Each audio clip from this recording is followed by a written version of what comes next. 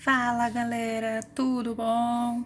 Bora para mais uma aula de história maravilhosa. Vocês estão se hidratando, bebendo água? Espero que sim. Hoje vamos falar sobre a história do Brasil imperial. Então, antes, né, é bom dar um conceito do que a gente vai estudar, né? São poucas aulas, né?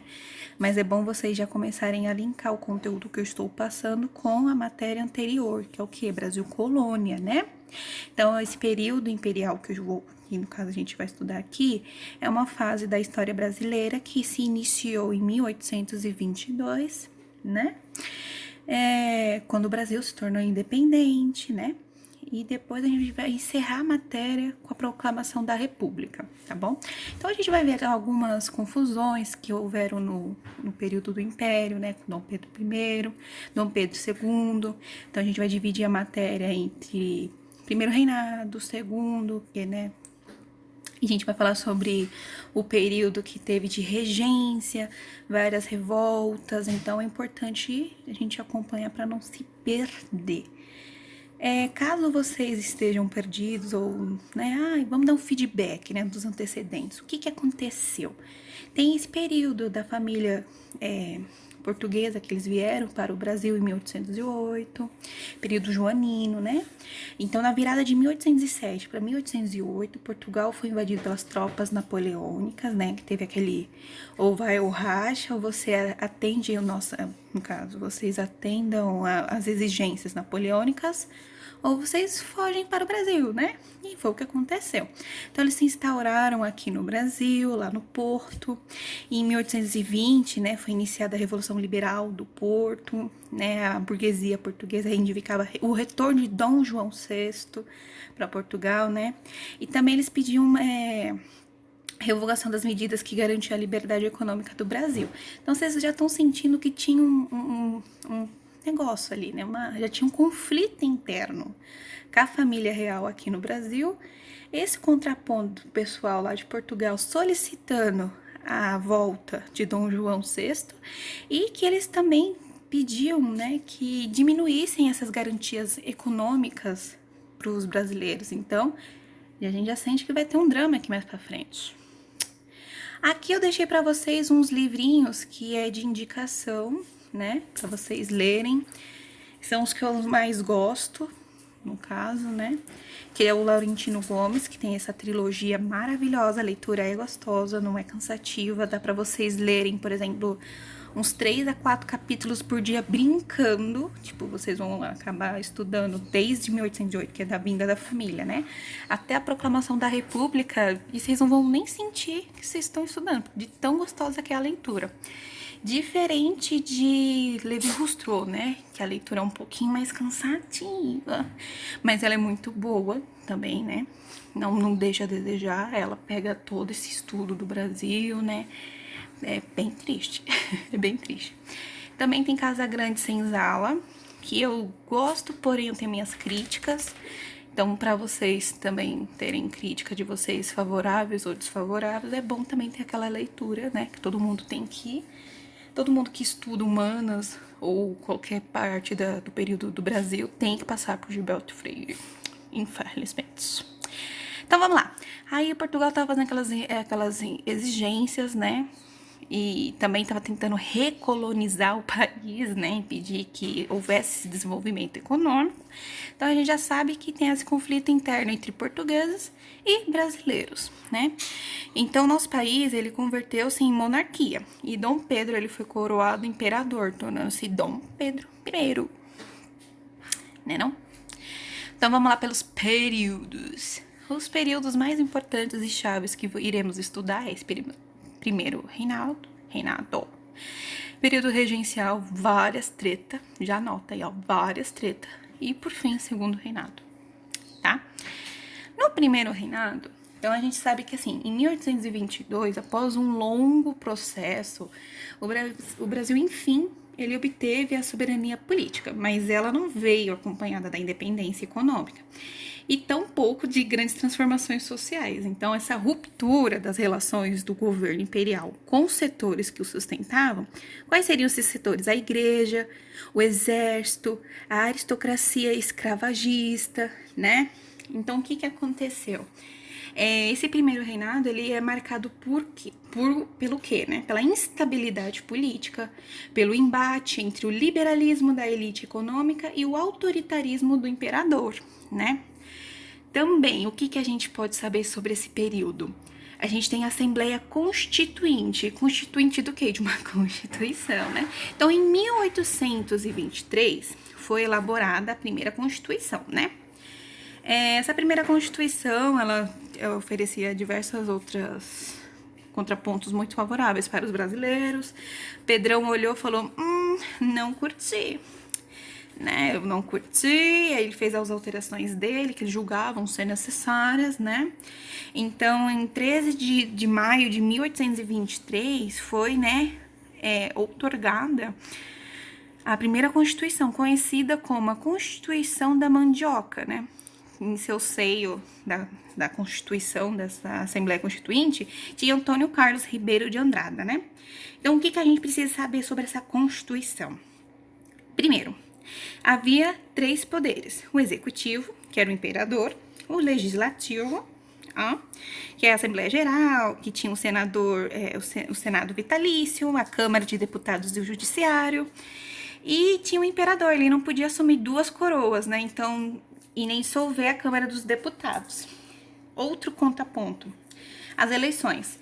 O voto era aberto, censitário, as eleições eram indiretas e tinha que ter mais de 150 alqueires de farinha de mandioca. Por isso que ela é conhecida como a Constituição da Mandioca, que era só as pessoas que tinham maior renda, né? Todo mundo nesse período do Brasil, que tinha tudo isso de alqueires de mandioca para plantar. Óbvio que só pessoas que tinham muito dinheiro que poderiam participar das eleições. Então, não é uma coisa que é para todos, né? Que mais que a gente pode saber?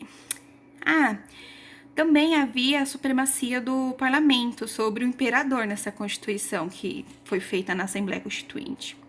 Eles fizeram algumas alterações, né, colocando como se houvesse uma supremacia do parlamento sobre o imperador e a plena liberdade econômica à iniciativa privada. Dom Pedro olhou aquilo e falou, quê? Não vai, não quero, não gosto, não vai rolar, não quero. Aí ele fez aquelas alterações dele. Né não? O que mais que a gente pode saber? Neste período a gente tinha essa questão das eleições, né? Então a gente tinha... Cadê? Deixa eu passar pra vocês. Aqui, ó. O Partido Português e o Partido Brasileiro. O Partido Português, ele visava uma burocracia administrativa por comerciantes que defendiam um governo autoritário e essa recolonização, né? Então eles falaram, não, Pedrão, você tá certão, tem que cortar as asas dos brasileiros, que isso, mó errado. Em contrapartida, os brasileiros falaram, não, que isso, tem que ter uma liberdade econômica, uma iniciativa privada, entendeu? Não gostei, não quero. E aí ficava nessa briga. Então, em novembro de 1823, Pedrão enviou, né, Dom Pedro I, tá, gente? Enviou tropas para cercar a Assembleia, né? Aí, porém, os deputados, eles permaneceram lá dentro. Eles falaram assim, oxe, que isso, Pedrão? A gente tá fazendo a Assembleia Constituinte aqui. Como é que você manda descer as tropas aqui pra gente? Vamos ficar aqui dentro, vamos causar. Vamos causar porque você não falou que queria uma Constituição. Pois estamos elaborando ela. E ela foi conhecida como a Noite da Agonia, porque ficaram lá as tropas, os deputados lá dentro, né? Não sabia o que estava acontecendo, né? Como assim? E aí, nessa Noite da Agonia, o Pedrão, ele nomeou o Conselho de Estado, que concluiu a primeira Constituição. Ele falou assim, vocês aí deputados, vocês aí senadores, eu não curti essa Constituição que vocês estão querendo fazer, entendeu? Então eu mesmo vou elaborar a Constituição, vou fazer o Conselho de Estado e eu vou outorgar essa Constituição, ou seja, não teve o viés democrático. Então, em março de 1825, passou a ser vigente essa Constituição outorgada por Pedrão, certo?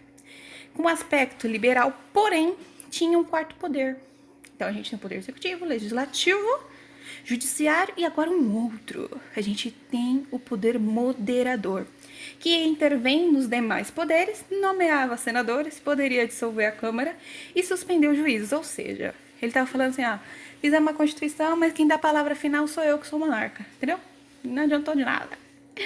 E no mais, ele instaurou oficialmente a união entre o Estado e a Igreja Católica. Então, a Igreja Católica era a religião oficial do período imperial, enquanto ele estava lá, no poder.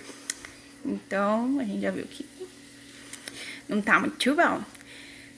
Já não tá muito bom, ele faz o quê? Queda da popularidade dele. Por quê? A economia. Na economia, o setor que a gente trabalhava bastante era com o açúcar, né? E o açúcar estava concorrendo com quem? Com as Antilhas. Então, tipo, a gente não estava conseguindo acompanhar. Não somente com as Antilhas, o algodão também estava. Aí o algodão começou a concorrer com os Estados Unidos. O couro começou a concorrer com a Argentina. Então, todos os produtos que a gente exportava estava concorrendo com algum outro tão grande quanto o Brasil. Então a gente já não estava alavancando a nossa economia. Então estava meio ruim. O fumo, por exemplo, ele era usado como moeda de troca no comércio entre os escravos, né? Mas pela pressão inglesa para acabar com a escravidão, o que deu? Não rolou, né, gente? Então não conseguiam sanar suas dívidas, nem combater a desvalorização da moeda, além de contrair grandes empréstimos no exterior em condições desfavoráveis. Então o Brasil só tava de mal para pior, gente. De mal para pior. Nique houve a Confederação do Equador. Em 1824, nesse mesmo ano, teve a Confederação do Equador. O que foi? O Nordeste estava muito nervoso, né? Estava nervoso com as condutas feitas pelo imperador, mas essa nomeação que o imperador estava fazendo dos presidentes das províncias que eram impopulares, entendeu? Então, os nordestinos, eles ficaram muito revoltosos. Eles ocuparam o Recife, proclamaram a república. Quem que aderiu a essa confederação do Equador? O Ceará, Paraíba, Rio Grande do Norte. E quem que era o líder? Frei Caneca. Mataram todo mundo, assassinaram um monte de gente. A rodo, mataram muita gente, muita gente. O que mais que a gente pode saber? A Guerra da Cisplatina. O que aconteceu? Os uruguaios se rebelaram contra a dominação brasileira, imposta 4 anos antes, tá? Quando Dom João VI anexou a região sob o nome de Província Cisplatina, que é o Rio da Prata, tá? Então, o que aconteceu? Eu vou passar esse videozinho aqui que é maravilhoso, ele tem o som do Naruto, mas, assim, é muito legal. Então, o que aconteceu? Então, a gente tem os apoiadores, que é a Argentina e a Inglaterra. Os líderes uruguaios, que é o Juan Antônio e o Fructuoso Rivera. Então, basicamente é isso. É as províncias versus o Império Brasileiro, que é os colonizadores da Espanha e portugueses. No Tratado de Tordesilha, eles fizeram um acordo meio ruim, que não ficou muito legal. Aí eles anexaram essa província, colocaram o nome de Cisplatina, os uruguaios não gostaram. Treta. Toca o vídeo aí.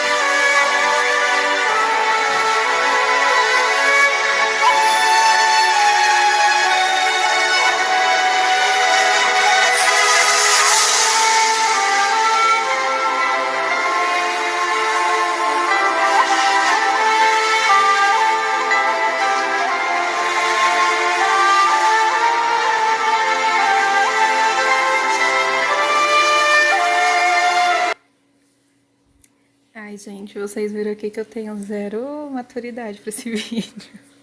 Então a gente viu que a Argentina é ó, só no recalque, só nas ideias no Uruguai e o Brasil assim. Então, muita treta, brincadeiras à parte, essa guerra da Cisplatina aí foi muito sangrenta, gente. Mas tudo bem, vamos lá de sucessão do trono português. Eu fiz aqui uma linha pra vocês não se perderem, nem eu também, porque... Então, assim, ó, Dom João VI, ele é irmão de Dom Miguel, tá? Dom Miguel tava lá em Portugal. Carlota Joaquina é casada com Dom João VI, que teve Dom Pedro I, que foi casado com Leopoldina, que é austríaca, e junto tiveram Maria da Glória, certinho? Então, vamos lá. Em 1826, Dom João VI, ele falece, né?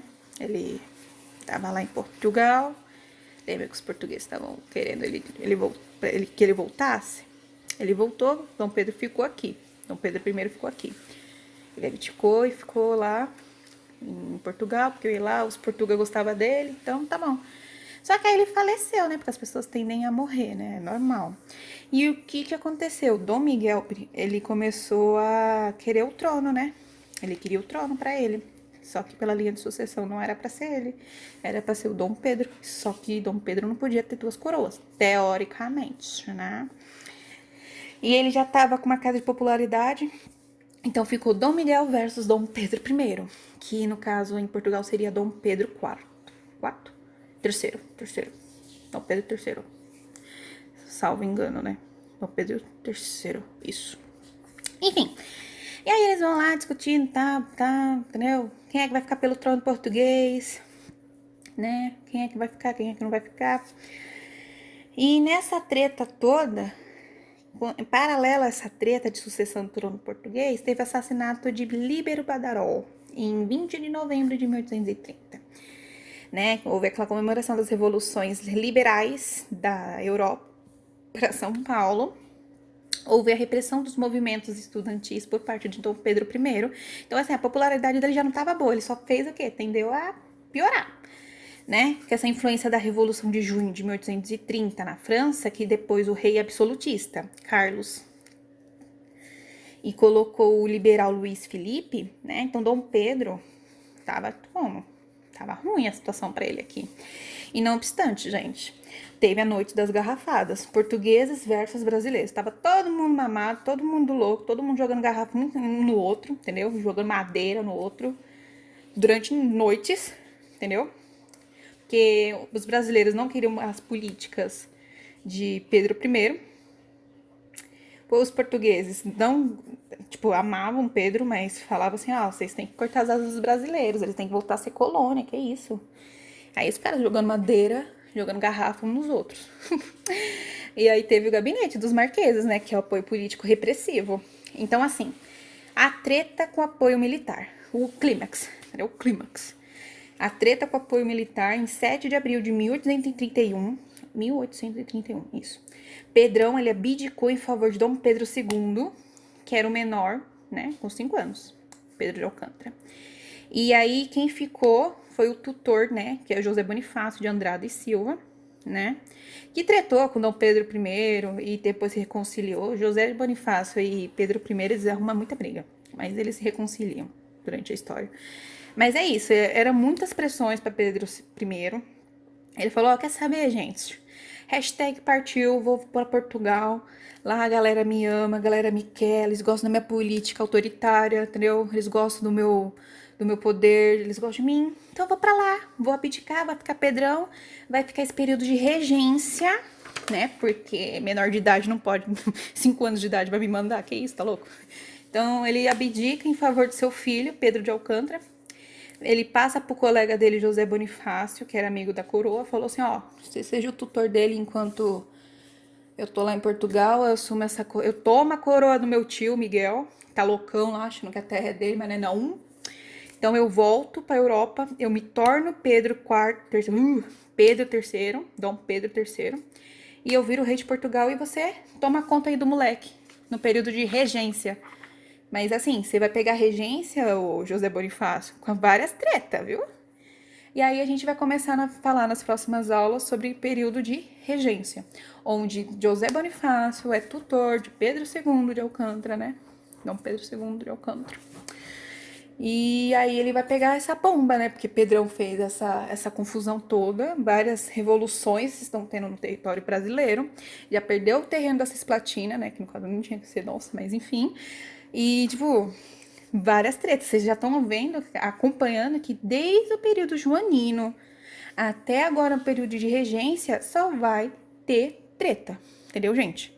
Então acompanha essa história, essa thread, e vamos estudar mais história do Brasil, que é maravilhosa, cheia de tretas. Parece até casos de família, gente. É isso, gente. Até a próxima aula. Amo vocês. Aí, galera. Bora para mais uma aula de história. Uhul! Então, na aula passada, a gente viu que a gente estava passando por uma transição do governo, né? Então, Pedro I foi para Portugal e agora a gente tem um período de regência, ok? Vamos lá. Período de regência. Período conflituoso, entendeu? Vamos começar a falar também agora dos partidos políticos, tá? O seu surgimento, dos códigos, da Constituição. A gente já viu que em 1824 a gente teve nossa primeira Constituição, conhecida também como Constituição da Mandioca. Qualquer coisa que vocês tenham alguma dúvida, peço que vocês mandem mensagem, tire suas dúvidas para que não fique conflituosa a situação de vocês, ainda mais sendo estudante, dá sempre uma confusão. Então, vamos lá. Vamos lá. O governo provisório, né, é conhecido como essa regência, né, que ele é feito um governo em nome de Dom Pedro II, já que ele é menor de idade. Então, é provisório, vamos pelas palavras mesmo, né? Provisório significa que é aquele que tem que ter um permanente, né? Mas como Dom Pedro I, ele acabou de sair para Portugal, quem é que vai dominar aqui o Brasil? Nisso a gente precisa, né, verificar o que dá para ser feito. Então, o que a gente tem aqui? Basicamente, nesse período imperial, a gente tem aqueles que querem a centralização do poder e aqueles que são contrários a isso, né? Então, a gente tem o regresso conservador, sendo aqueles que querem essa centralização do poder, e o avanço liberal, tá bom? Vamos lá. O avanço liberal, a gente pode dividir em 3 partidos. O partido do exaltado, que é o Farroupilha, o moderado com o Chimango, e o restaurador, que é o Caramuru, que é a maioria, no caso, né? Então a gente tem esse da Farroupilha, que é a esquerda liberal, que defendia essa implantação de política descentralizada. No centrão, assim, centrão entre aspas, né? Que é integrada pela direita liberal, que lutava pelos interesses dos fazendeiros, e somente dos fazendeiros, tá? E o restaurador, que é a direita conservadora, cujo objetivo era a volta de Pedro, né? E falar, não, mano, voltar lá, Pedro. A gente gosta dessas suas políticas restritivas para os brasileiros. Ok? Então a gente já sabe quais são os partidos. Sabendo esses partidos, a gente pode saber como é que vai ser feito esse governo provisório. Então, para instaurar um governo provisório, a gente precisa o quê? Chamar uma assembleia, né? Convocar os deputados, os senadores. Mas o que acontece? Não sei se vocês sabem, mas tem um período no qual há um recesso. E quando há esse recesso, eles estavam nesse recesso, não tinha como eleger, né? Não tinha como fazer essa deliberação de quem seriam os líderes. Então, aqueles deputados, aqueles parlamentares que se encontravam no Brasil neste período da eleição da trina provisória, foram aqueles que estavam lá mesmo. Então, eles selecionaram o Nicolau de Campos, do Partido Moderado, o Carneiro de Campos, do Restaurador, e o Brigadeiro Lima e Silva, que é do Exército, né? Então, eles têm a trina, que é 3, provisória, que são esses 3 aqui, provisoriamente, até o retorno do parlamento, né, que tá em recesso. Então, a gente tem essa reintegração do último ministério também deposto pelo Dom Pedro I, antes dele ir para Portugal, ele depôs um ministério e também houve a suspensão do poder moderador, o que é uma delícia, né, gente, por favor. Então, o que a gente tem? Até 1822, a gente tinha somente liberais. Em 1822 a 1831, a gente tem os liberais autoritários e os liberais democráticos. Em 1831 a 1836, a gente divide Mais uma vez, para os liberais autoritários, a gente tem esses restauradores, e os liberais democráticos, os moderadores e os exaltados. Eu deixei para vocês aqui a indicação de leitura, que é muito bom. A Mônica, ela publicou um artigo de leitura fácil que trata bastante desse período mesmo de regência, né, dos partidos políticos, do liberalismo que tinha. Então, caso vocês tenham alguma dúvida, fica aqui a indicação, tá? É uma leitura gostosa, maravilhosa, fica a indicação. Regência trina permanente. Como eu disse, aquela era provisória, precisamos agora da permanente. Então, a Assembleia Geral, né, ela elege José da Costa Carvalho, João Braulio Muniz e o Brigadeiro Lima e Silva novamente. Basicamente, a gente tem um partido moderado, né? E aí, a gente tem o ministro da Justiça, o Diogo Feijó. Guarde bem esse nome, Diogo Feijó, que ele vai causar. Assim, na medida do possível, ele vai fazer algumas movimentações históricas que vocês vão entender mais pra frente, porque eu falei pra vocês guardarem o nome dele. Então, em 1831, ele cria a Guarda Nacional, né, que é esse corpo militar comandado pelos fazendeiros, que recebem a patente de coronel. E aí, o Diogão, ele faz o quê? Ele tenta um golpe, né, e fracassa, que é os famosos currais eleitorais, né? Ele tenta fazer esse golpe e fracassa, não rolou. Paralelo a isso, tem a promulgação em 1832 do Código de Processo Criminal. Que é o quê? Ele trouxe o quê, né? A ampla autonomia judiciária aos municípios, né? Fortalece ainda mais os fazendeiros.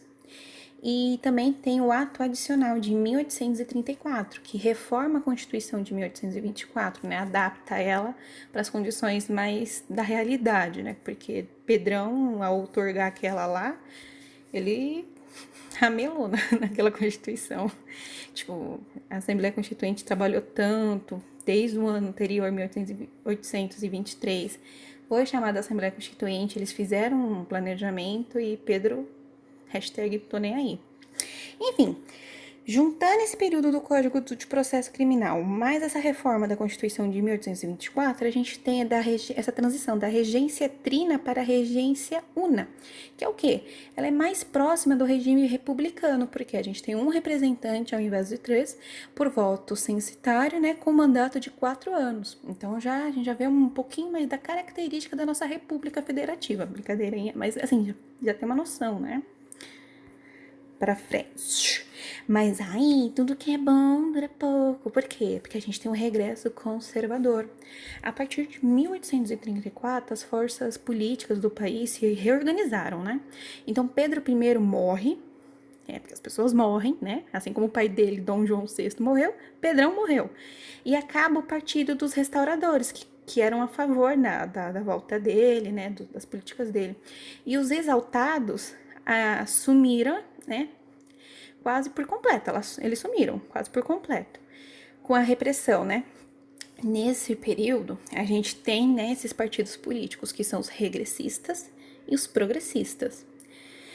Os regressistas, eles tinham o intuito de um governo mais forte e centralizado, né? E o progressista, ele é mais favorável à monarquia constitucional. Então, para a gente entender quem é quem, com quem o quê, eu deixei aqui para vocês os partidos. Pro regressistas, a gente tem os restauradores e os moderados. E pro progressista, a gente tem o Partido Liberal, que é os exaltados, né? Que tem com quem? Diego, né? O Diogo Feijó. Vai vendo. Presta atenção. Então, o que acontece? O Partido Conservador ganha, né? Que é esse regresso conservador. Quem é que ganha, né? Diogo Feijó. Em 1835 ele ganha, mas ele acaba abdicando por falta de apoio, né? Pela pressão, ele acaba abdicando. E nisso eclode 2 importantes rebeliões. Cadê? Cabanagem e farrapos, né?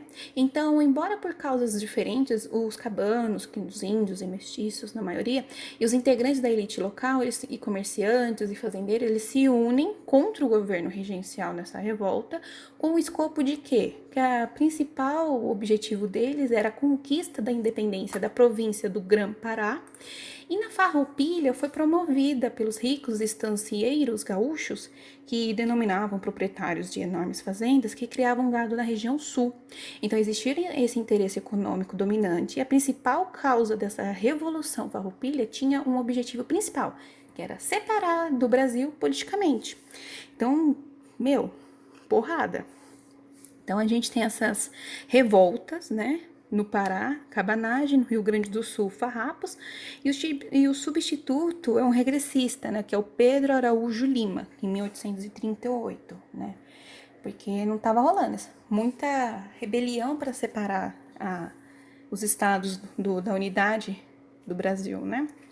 Então, para ficar um pouquinho fácil, eu puxei para vocês mais uma vez esse link aqui de que até 1822 a gente tinha os liberais, em 1822 a 1831 a gente tem os liberais autoritários, depois os liberais democráticos, depois a gente passa para os restauradores, depois moderadores, depois exaltados, depois regressistas, depois progressistas, para que a partir de agora, né, de agora, vírgula, a partir de 1836 a gente tenha de fato o Partido Conservador e o Partido Liberal, certo?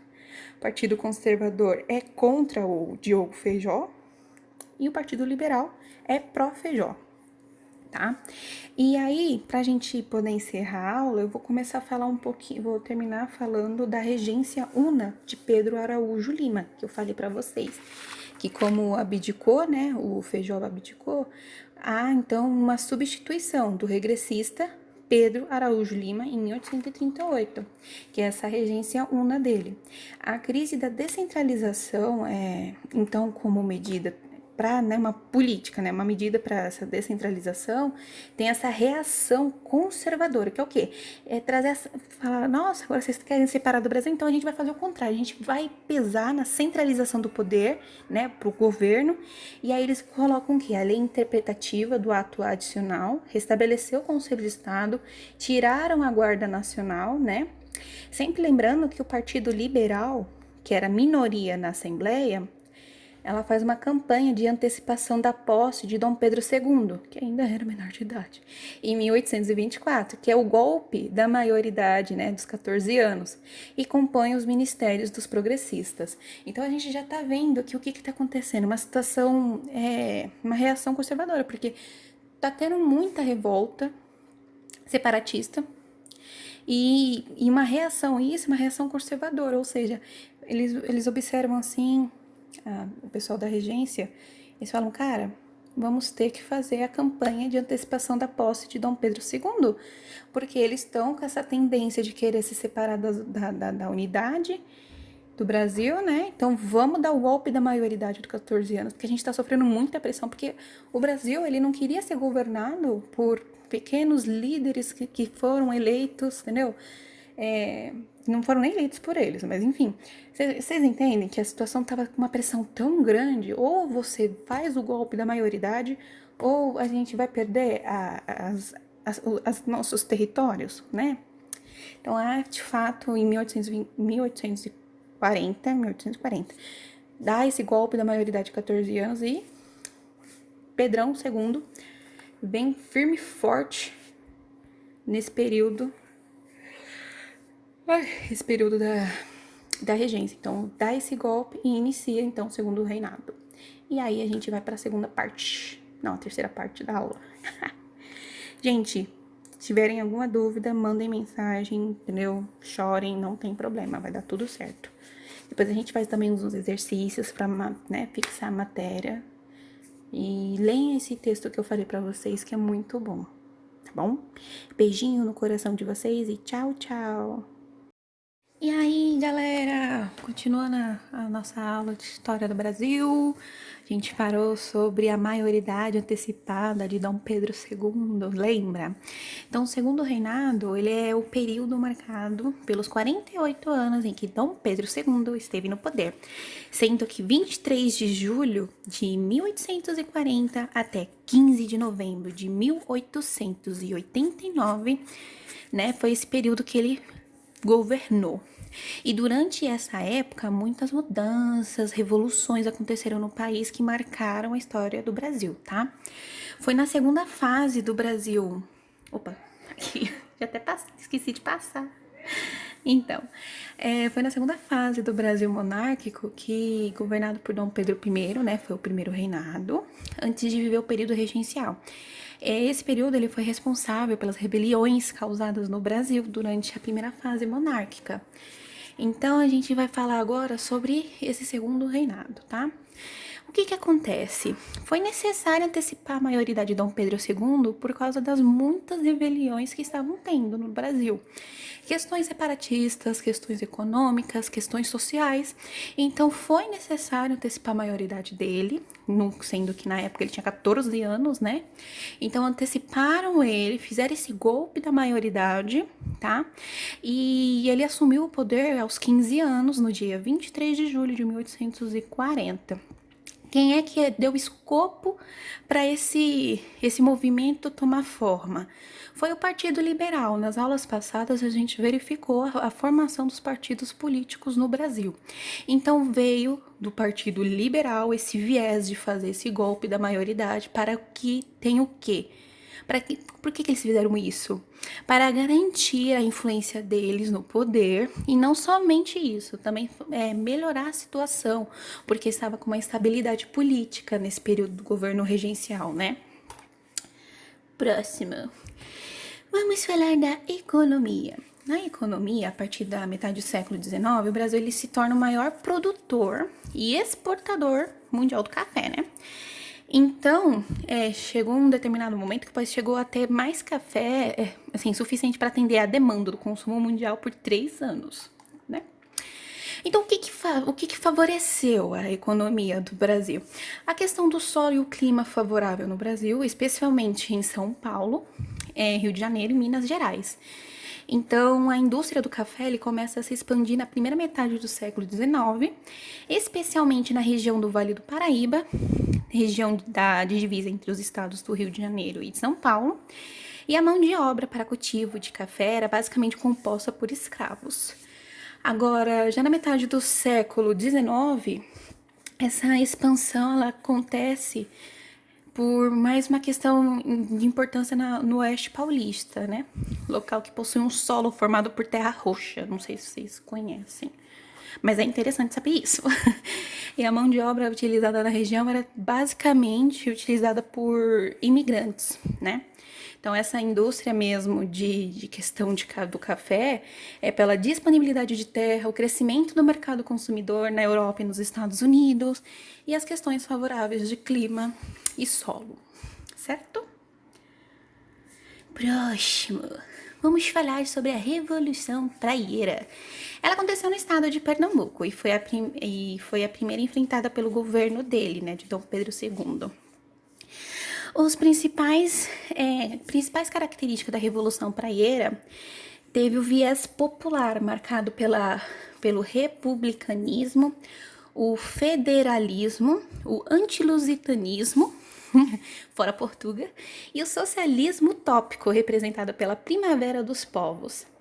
Então, a gente tem essa revolução que ela teve, principalmente pelo motivo da miséria da camada popular, né? Tipo, as pessoas estavam realmente na miséria. Houve um aumento da centralização do poder, né, do governo imperial e um controle do comércio atacadista pelos portugueses e o aumento da concentração fundiária. Então, foi o combo tristeza, sabe? Foi o estopim para ter essa revolução praieira. E essas foram as principais características. Há quem diga que essa revolução teve influência dos ideais europeus. Mas aí fica uma teoria.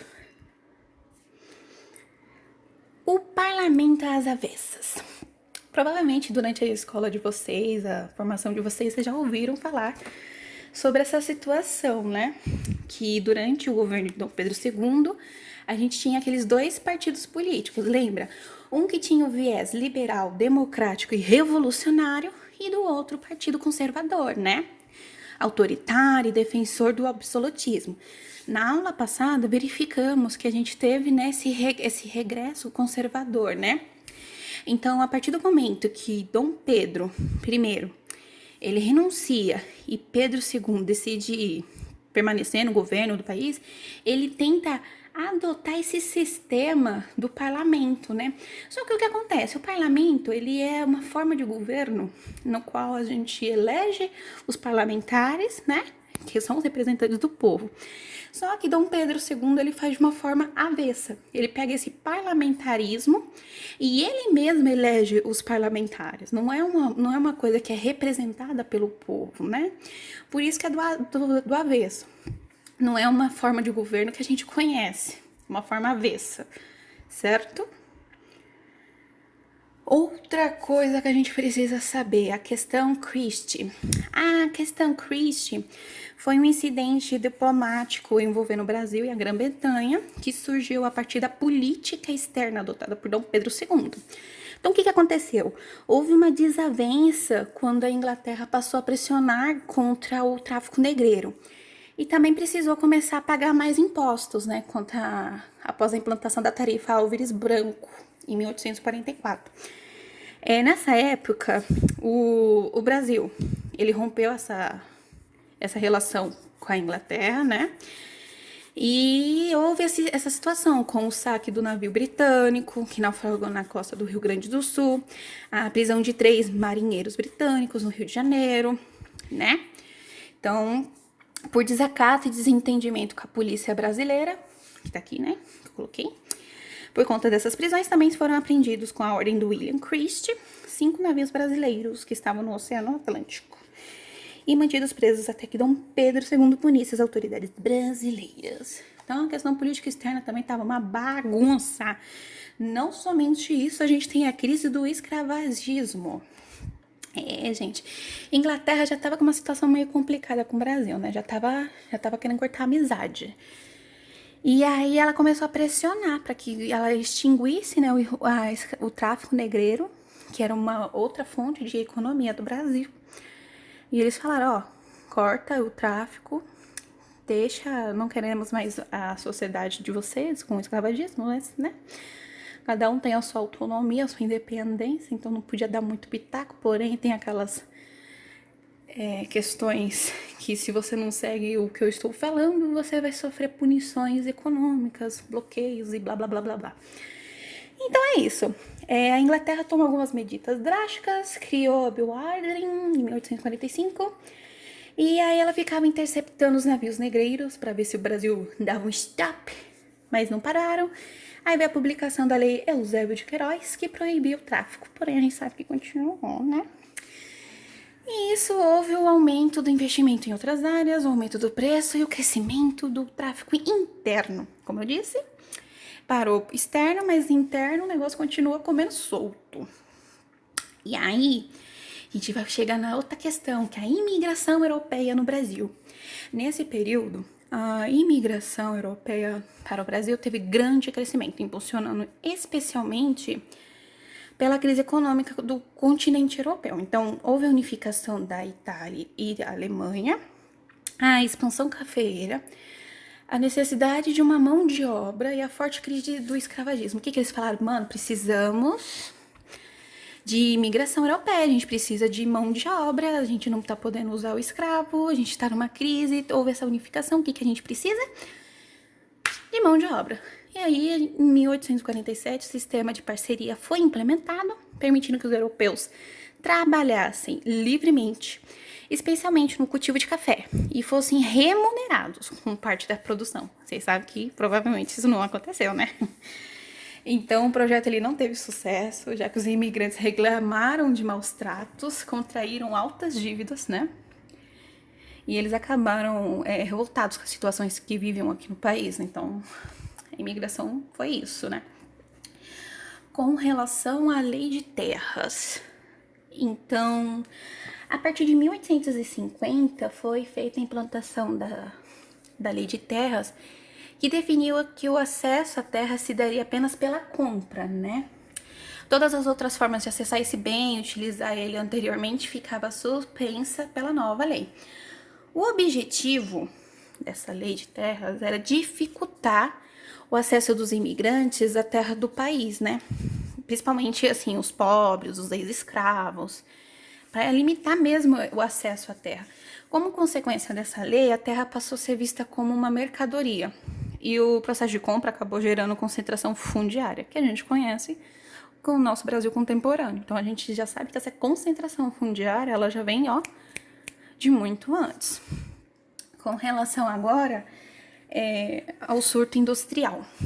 É um episódio marcante, assim, do Segundo Reinado, que foi esse surto industrial provocado pela disponibilidade de capitais que tomou conta do país, por dois principais motivos. A exportação do café, que a gente viu que gerou renda para o mercado nacional, e a proibição do tráfico negreiro.